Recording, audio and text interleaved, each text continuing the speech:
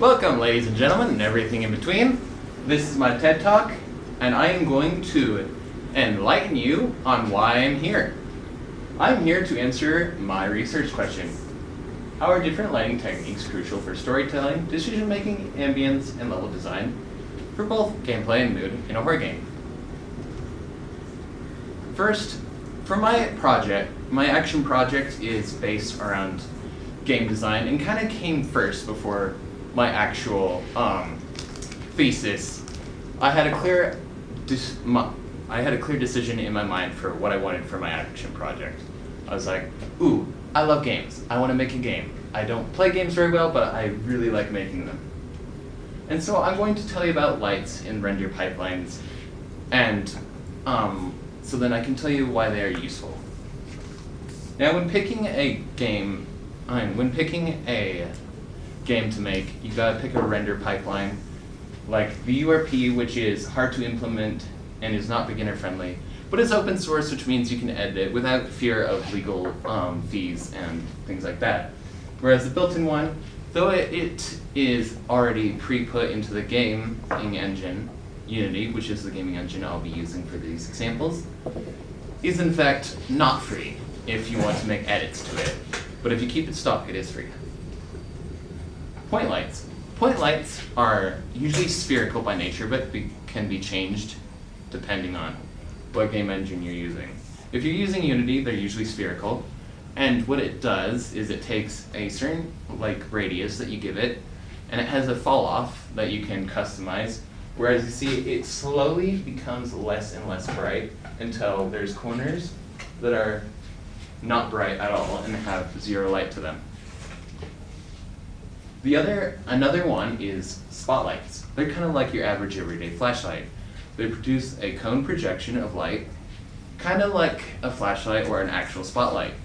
They also can have a fall off where it gets less and less effective, or depending on your coding skills, can make it so that it has no gradient of light and it just is consistent. Directional lights. These are most similar to like the sun, where it applies light evenly on everything, and it doesn't actually have a fall off. As you see, it is very minimal gradient between light and dark, and it equally lightens everything in its path. It is very useful for making sunsets and rays of sunlight through windows. Emissions. So an emission is a special type of lighting where you actually have the color of the object producing the lighting, where the object itself is lit, rather than there being an external light source. Emissions are pretty useful when you have a bioluminescent creature, or you have a weapon that glows or is enchanted with runes, something I personally have done a couple times. Post-processing.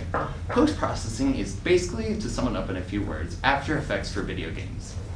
So this is what it would look like without, no, I mixed it up. This is what it's meant to look like without, and this is what it would look like with, I just mixed it up. And what happens is it takes what it sees, applies the effects that you have given or told it to give, and dynamically changes every frame to have these effects. Baked lighting versus dynamic. Dynamic lighting is, well, these are both technically not lightings per se, but more like modifiers of lights. Dynamic lighting changes with its environment. So if I were to move this object, the light would also move along with it as well as its shadow. Basically, if I were to hold an object and put it in the shadow, as you can see right here, changes with it. That is not the case for baked lighting, because it only interacts with objects that I tell it to. If I tell it to interact with an object, it will interact with an object. If I don't tell it to, it will not. And if I move the object that it's interacting with, the light will stay with it despite me moving the object. If I have an object that is not baked with it, it will completely pass through it as if it doesn't exist. It will ignore it, in other words. Normals. Normals are images, or textures, as people in game design call them, that are given a specific value based off of the color that they have. And with the color that they have, and the value they have, it will give the illusion of depth without actually changing anything in the model. As you can see, it's told to make little ridges and kind of give it a fleshy texture. And right here it is not, and it's a much more smooth model. However, they are both the exact same in poly count, and all that is different is just how the light is bouncing off of it. Now, I'm going to tell you how I have seen games use lighting as a game mechanic, as I'm going to show you how lighting is applied in games. In the game Animal Company, a game I very much enjoy, there is a traffic light that will kill you if you happen to be in it when it's red, and will leave you alone if it is green. So if you move at all while it's red, it will kill you, but you are safe if you stay put when it's green. The next slide I have is about a similar monster from the same game called the anglerfish. The anglerfish is pretty mean, where if you were to flash a light on it, it will kill you. So, in order to avoid it, either turn off your flashlight, or if you somehow do attract its attention, say goodbye to your flashlight and throw it away. The lady, kind of similar to the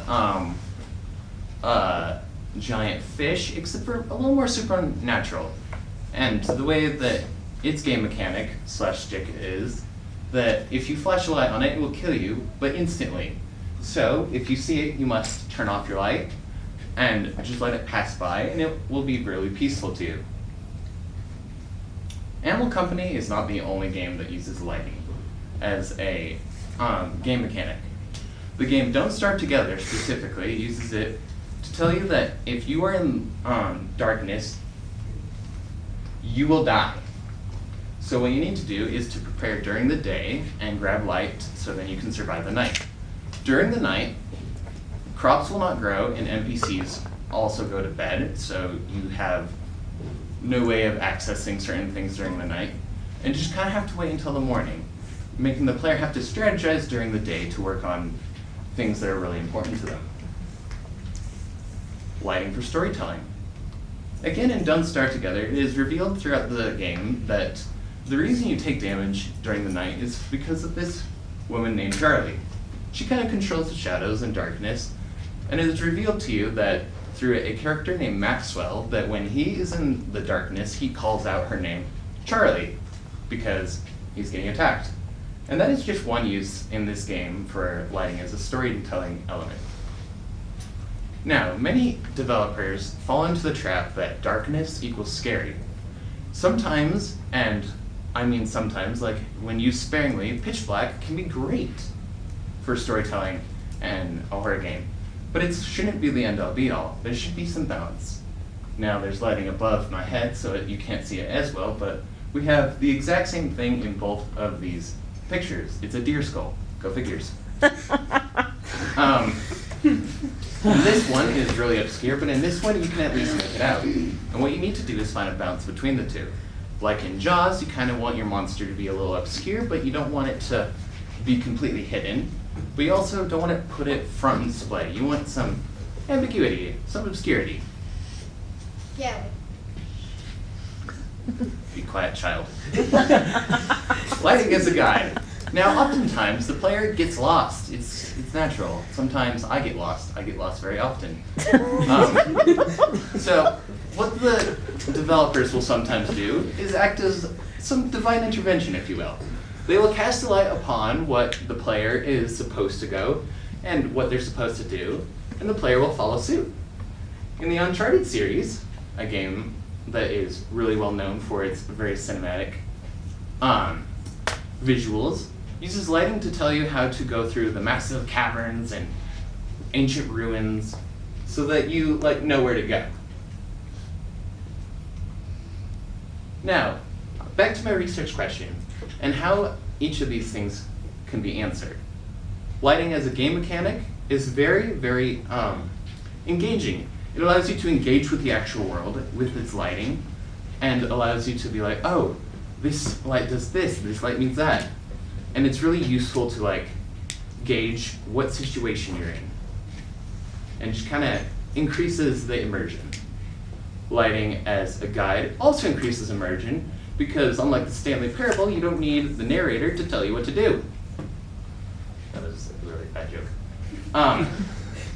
And then for mood and like, it also increases immersion by just having beautiful lighting and having things really flow smoothly. And like there's nice shadows and everything in between. It's very useful. How my project has changed because of my thesis changing, as it went from, oh, I'm gonna make a game to, I'm gonna probably make a demo of a single level and I'll add some lighting. The lighting will be pretty nice. I'll put some of my own finesse into it. This is Harold. With all those principles I keep accidentally changing. With all those principles I've learned throughout my journey through my thesis, I will make my game and it will slowly but surely be increased upon and hopefully it will turn into something really beautiful. Now, most people are not going to be making games. Most people are going to find this knowledge pretty useless unless they use it for storytelling, because believe it or not, if you don't know how to use light, you really don't know how to explain light either. I've read many books where lighting is explained super poorly, and I was like, okay, why? Lighting is also really useful in advertisement. Now, unless you are advertising to a bunch of 5-year-olds, I recommend not using really flashy RGB lighting, and to probably use something a little more subtle. Subtle and like, kind of like to get them in the right direction. Maybe a little spotlight on something that is important. You also TV. Lots of movies and TV shows are amazing and have been praised for having great lighting, and then others suck a lot because they don't have good lighting, or you're like, man, my eyes burned. What a horrible day to have eyeballs. Interior designing also is very greatly impacted by lighting. A lot of what I learned during game design has also got me interested in interior lighting, and I've been like, wow, and I saw the parallels and I was like, oh, so in real life you can do this, and in the game you can do that, and these things are very similar, but then there's other things where it's like, this doesn't behave the same way in real life as it does in the game. So I ask you today to leave with the want/wish to go out there and create something that is yours, that you enjoy, and that you personally find pride in. I find pride in the 3D models I've made. Now, sure, some things could be better, like the wings. I'm a little embarrassed to say the poly count was well into the hundreds of thousands and crashed my computer on multiple occasions. But hey, it could have been a whole lot worse. I want you guys to leave thinking, hey, I made something, I'm proud of it, I can tell other people I made it, and I'm not going to be upset that I made it. Q&A. I wrote down the most asked questions so far, so. Thank you, Kaden.